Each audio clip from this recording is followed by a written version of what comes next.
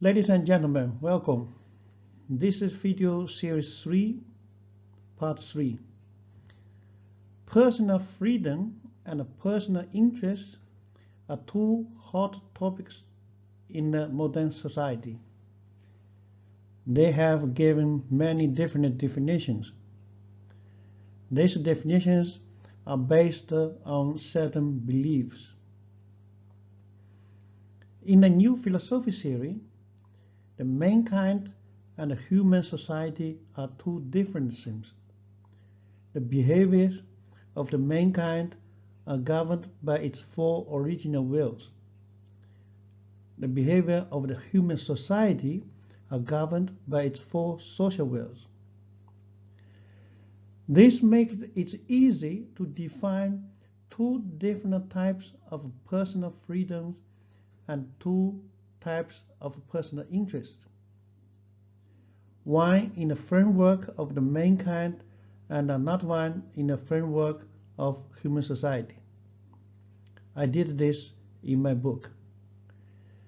In this part, I would like to share with you some highlight of the definition of the two different types of freedom.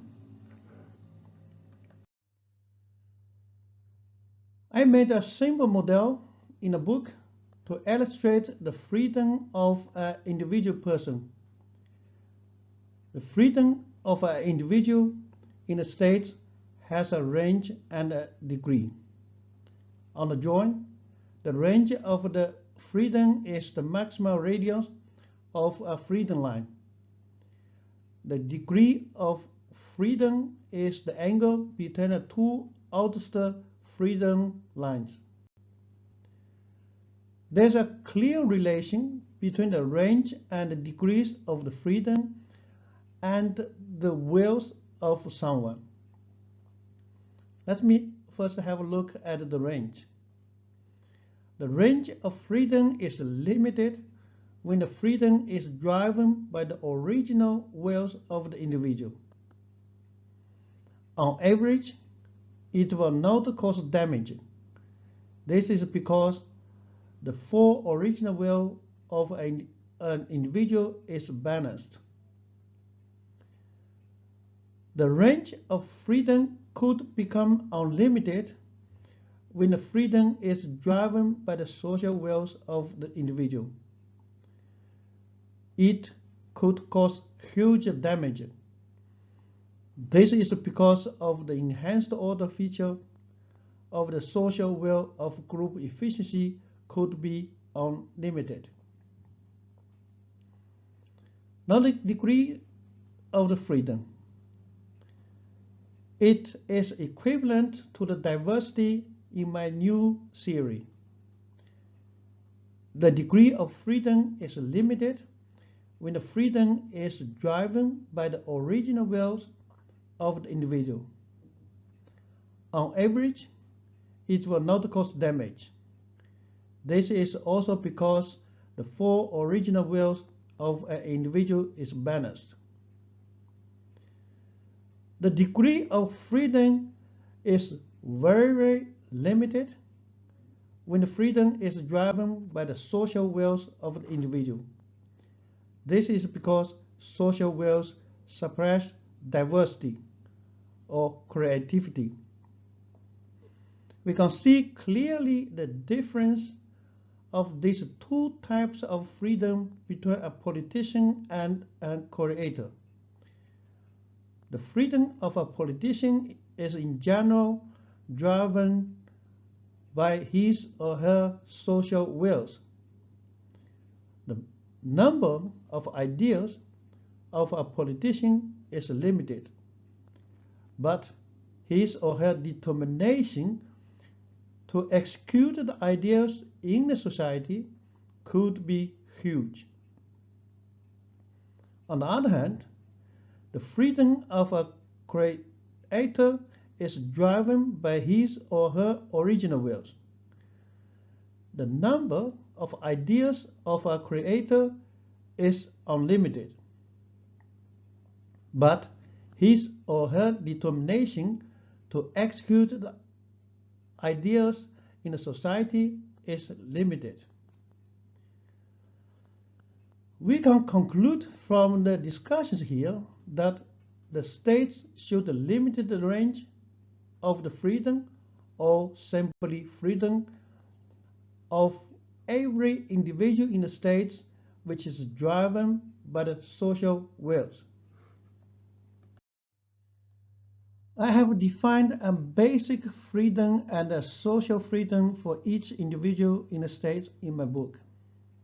On the left, the basic freedom of an individual is driven by the original wills of the individual. It is the freedom of the individual to realize its own original wills. The basic freedom of an individual is reasonably defined and limited, because the individual inherits from its parents and the living being in the end the original wills, which are reasonably balanced. The characteristics of the basic freedom is determined by the features of the original wills, such as happiness, braveness, own initiative, understanding, self-development, help each other, etc. On the right, the social freedom of an individual is driven by the social wills of the individual. It is the freedom of the individual to realize its own social wills. The social freedom of an individual could change dramatically and could become unlimited, because the individual obtains the social wills from the society, which is changing and unpredictable. The characteristics of the social freedom is determined by the features of the social wills, such as satisfaction, response, honor, selfish, enhanced order, enhanced group interactions, etc.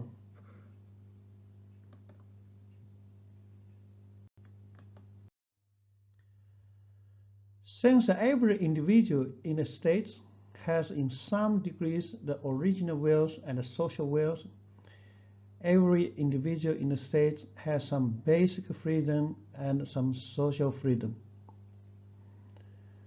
When an individual gets more social freedom in the states, the individual loses automatically some of its own basic freedom. This is because the social wills suppress the original wills automatically. This means that an individual has to sacrifice one's basic freedom in order to get a more social freedom in the states.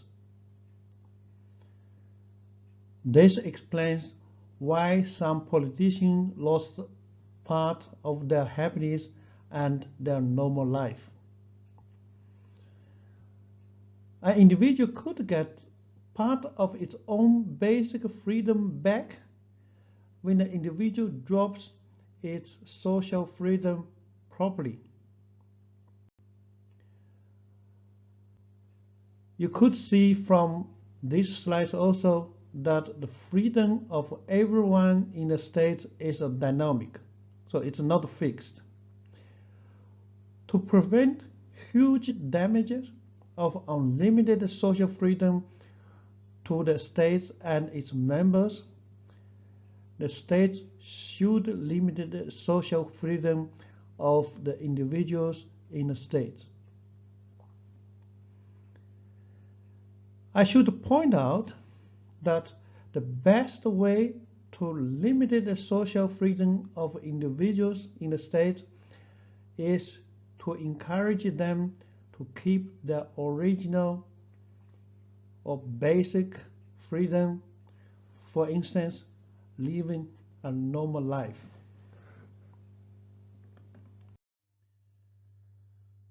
Personal interest is another hot topic in the modern society. It has many definitions. The definitions have no solid philosophic foundation. In the new philosophy theory, personal interest got an accurate definition. Interest has two forms. First form is tangible and accountable economic interest, such as wealth and money. Second form is intangible and accountable interest, such as social position, social power, and honor, etc. Tangible interest and intangible interest can convert into each other. In a new theory, the wealth of a person drives his personal, social, and economic behaviors. This helps us to get a better understanding of some combined social and economic behavior of someone. A typical such example is corruption. I built a two-stages model for a typical corruption case. In the first stage of this model, an individual converts its certain social positions or social powers into its own intangible social interests. This conversion is driven by the selfish feature of its will of virtual individual efficiency. The individual would then even work harder, but would start to abuse the social powers too. In the second stage, the individual is tricked by external economical signals. The individual converts its intangible social interest into its tangible economic benefit. This conversion is driven by the satisfaction feature of its will of virtual individual happiness. In most cases, there's a time gap between these two stages. Explains why some corruption cases are so difficult to understand, even by the concerned person itself. This two-stage model provides a way to detect corruptions in their early stages.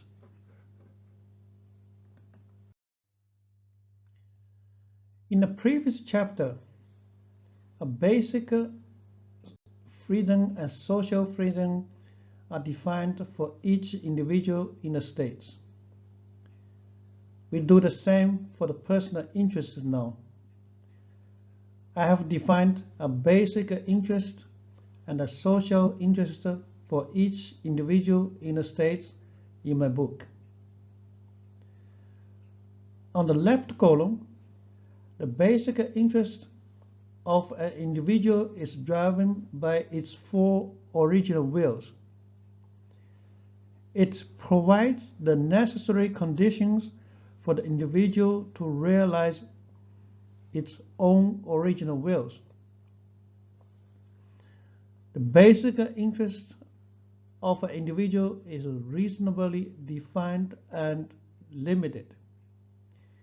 The characteristics of the basic interest is determined by the features of the original wills, such as happiness, braveness, own initiative, understand, self-development, help each other, etc. On the right column, the social interest of an individual is driven by its own social wills. It provides the necessary conditions for the individual to realize its own social wills. The social interests of an individual could change dramatically and could become unlimited. The characteristics of the social interest is determined by the features of the social wills, such as satisfaction, response, honor, selfish, enhanced order, enhanced group interaction, and etc. Private property is a hot topic in a society today. Some people insist that private property is a part of the personal freedom or the personal right. Other people see it as the source of selfish and inequality. In some political systems, private property is prohibited. In other political systems, private property is limited with taxation. But nobody can provide a sound reasoning. The new philosophy series explains why private property is necessary and what could be the limit for it. Having limited private property is a necessity for individuals to realize their own original wills in a state. First, a state supports mostly all the activities of individuals that are driven by virtual individualism. The activities of the individuals that are driven by the original individualism needs private funding. One example is that a good initiative of an individual may be beyond the support scope of the state at a certain moment. Second, a state supports mostly all the activities of individuals that are driven by the social will of group efficiency. The activities of individuals that are driven by the original will of group efficiency needs private funding. One example is that an activity of an individual is good for the mankind, but not in the direct interest of the state. We see a lot of examples nowadays. Third, managing private property is a practice of the resource efficiency feature of the original will of individual efficiency of an individual. It provides a necessary training for the individual to become aware of the importance of the efficiency for the state too. Therefore, having limited private property is a part of the natural rights of every individual in the state. I should point out that the source of selfish and inequality is not private property, but the social wills of the human society.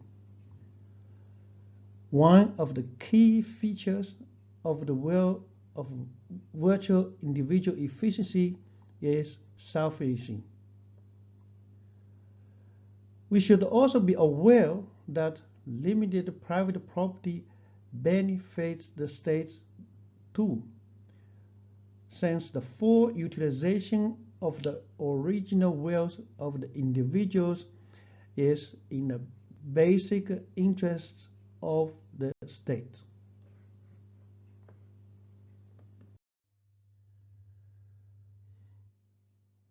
The private property of individuals in a state could become excessive, which could damage the interest of the state and all the individuals in the state.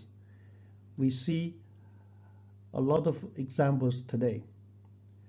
The owner of the excessive private property could also have been driven by the social wills and have lost a large fraction of its own original wills. So this means excessive private property is not good for the states or the individuals, and also not good for the owner of the private property. As I explained in the previous slides, there exist two approaches to private properties. The first one is that prohibition of private property. This approach removes a key condition for individuals to realize their own original wills. This approach also damages the rights of the individuals and the state.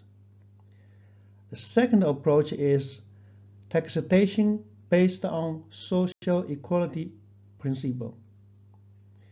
The existing taxation doesn't take into account the original wills and the social wills of the individuals. The basic rights and the social rights of the individuals are not always properly treated. Both approaches are improper. In the new state theory, taxation in the states should protect the original wills of the individuals and to properly use the owner and self-lease features of the will of virtual individual efficiency. The usage of owner features has no limit. Well, the usage of self-lease feature should be limited. These principles lead to a new concept.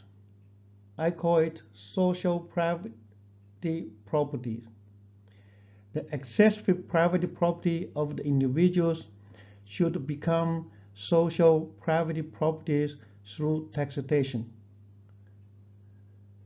The owner of the social private property is the state.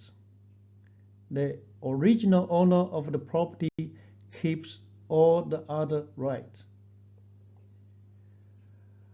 As you could see from these two slides, the new state theory put an end to a long-lasting debate on private property.